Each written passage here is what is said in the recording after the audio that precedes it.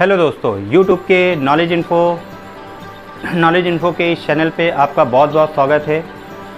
आप हमारा चैनल लगातार देख रहे हैं, ये हमको बहुत अच्छा लगता है कि आप हमारे चैनल को देख रहे हैं। मैं गुजारिश करता हूँ कि आप मेरे चैनल को ज़रूर से ज़रूर सब्सक्राइब करें, लाइक करें और अपने जो भी कमेंट्स हैं मेरे को कमेंट्स बॉक्स में लिख के ज़रूर से ज़रूर बताएं, ताकि मैं उसका आपको सल्यूशन या उसका आंसर आपको दे सकूं। तो दोस्तों, देखते रहिए मेरा YouTube channel knowledge info. Thank you दोस्तों। नमस्कार दोस्तों, आपको हमारे YouTube चैनल नॉलेज इन्फो में आपका हार्दिक स्वागत है। फ्रेंड्स, आज मैं बात करने वाला हूँ जीएसटी क्या होती है। जीएसटी के बारे में आपको पूरी जानकारी दूंगा। साथ साथ मैं आपको ये भी बताऊंगा कि जीएसटी कितने प्रकार की होती है और जीएसटी हम लागू होने से हमारे देश में क्या अर्थव्यवस्था में क्या क्या बदलाव आए हैं उसके बारे में भी आपको बताऊंगा। इसलिए हमारे वीडियो को अंत तक देखिएगा और यदि आपने हमारे चैनल को अभी तक सब्सक्राइब नहीं किया है तो उसको सब्सक्राइब कर लीजिए, जिससे कि आपको हमारे आगे आने वाले नए वीडियोज़ की नोटिफिकेशन निरंतर रूप से आपको मिलती रहे। तो फ्रेंड्स, इस समय को स्पॉइल ना करते हुए चलते हैं टॉपिक के ऊपर। तो सबसे पहले हम बात करेंगे व्हाट इज जीएसटी। जीएसटी का पूरा फुल फॉर्म होता है गुड्स एंड सर्विस टैक्स। जी हाँ, जो व्यक्ति मतलब सेलर एंड परचेसर, ठीक है, जो व्यक्ति परचेज कर रहा है सेलर से, तो वो उसको क्या करेगा, जीएसटी पे करेगा। जीएसटी का हर प्रोडक्ट में अलग अलग होती है। किसी में 18% लगती है, कमर्शियल में 28% लगती है या किसी में 12% लगती है। तो ये प्रोडक्ट के अनुसार अलग अलग जो है टैक्स भारत सरकार ने हर प्रोडक्ट के लिए निर्धारित किए हैं। उस निर्धारित टैक्स के अनुसार जो है जीएसटी को जो है इनवाइस में लगा के दिया जाता है, तभी वो इनवाइस मान्य होती है। भारत सरकार के अनुसार जो जीएसटी हमारे देश में अर्थव्यवस्था को आगे बढ़ाने के लिए और राशि को आगे तक ले जाने के लिए, ग्रोथ के लिए बहुत ही ज़्यादा महत्वपूर्ण रही है। गुड्स एंड सर्विस टैक्स वैसे तो बाकी अन्य देशों में भी लागू हो चुका था, लेकिन हमारे देश में रिसेंटली 2 years बिफोर, यानी 2 साल पहले से हमारे देश में लागू हुआ है। और सरकार का कहना यह है कि पहले बहुत सारे टैक्सेस लगते थे, जैसे वैट हो गया यानी कि वैल्यू एडेड टैक्स हो गया, ठीक है, एंटी टैक्स हो गया और एक्साइज ड्यूटी हो गई, ठीक है, सेल टैक्स हो गया। बहुत सारे टैक्सेस होते थे। तो इन सारे टैक्सेस को ख़त्म करके सिर्फ एक ही टैक्स को रखा गया है, जिसका नाम है जीएसटी यानी गुड्स एंड सर्विस टैक्स।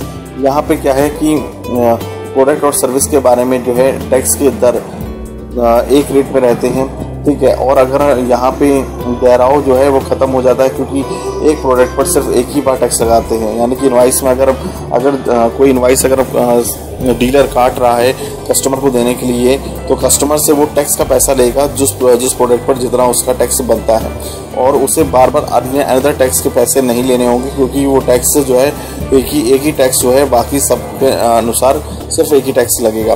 खर्चा इसमें क्या होता है, एक्सपेंसेस जो है कम होते हैं, क्योंकि कई टैक्स को भरने के लिए सरकारी के तमाम विभाग को जो है अलग अलग जो है काफ़ी एक्सपेंसेस होते थे।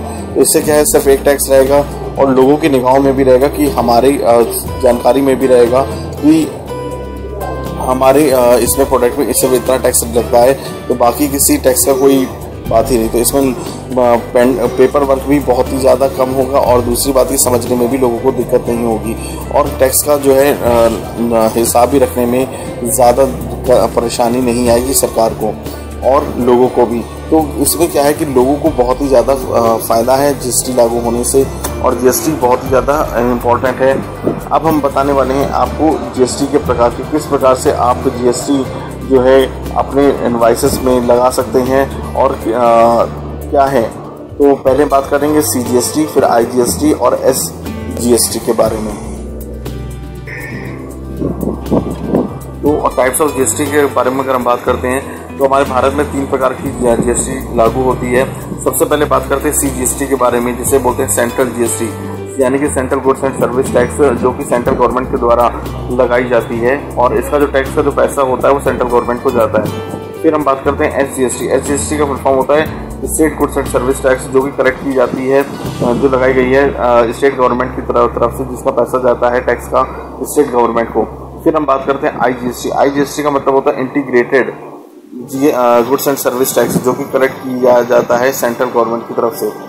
अब फ्रेंड्स मैंने आपको ये तीनों के बारे में बताया, ठीक है। अब इन तीनों में मेन अंतर क्या होता है उसके बारे में आप जानिए कि ये तीनों में डिफरेंस क्या होता है। देखिए CGST और SGST, मान लीजिए आपने कोई भी सामान खरीदा, मान लीजिए 10,000 अपनी स्टेट में रह करके, अपने डिस्ट्रिक्ट में रह के, अपने स्टेट में किसी भी प्लेस में जाकर के आपने जो है सामान को परचेज किया और लिया, तो वहाँ पे 2 प्रकार की टैक्सेस आपके साथ लिए जाएंगे। मान लीजिए आपने 10,000 रुपये कोई आइटम लिया और उसमें 18% GST पड़ेगी, तो उसमें 9% CGST पड़ेगा और 9% SGST पड़ेगा। तो टोटल CGST और SGST मिला के 18% पड़ेगा।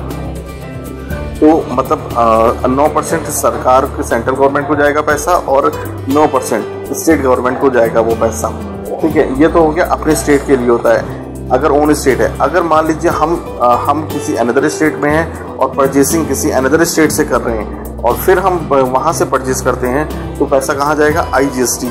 उस आपकी इनवॉइस में क्या लगेगा, जो डीलर आपको बिल देगा तो बिल काटेगा IGST का। IGST क्या होता है? IGST integrated goods and service tax होता है, जिसका पैसा सेंट्रल गवर्नमेंट के द्वारा जाता है, ठीक है। मतलब जो ये पैसा अब IGST होगा तो वो पैसा कहाँ जाएगा? सेंट्रल गवर्नमेंट का होगा। मान लो 18% GST लगना है तो 18% इकट्ठे लगता है IGST में। उसमें क्या होता है, टुकड़ों में नहीं पैसा कटता है। और अगर आप खुद के उसमें स्टेट से लेते हैं तो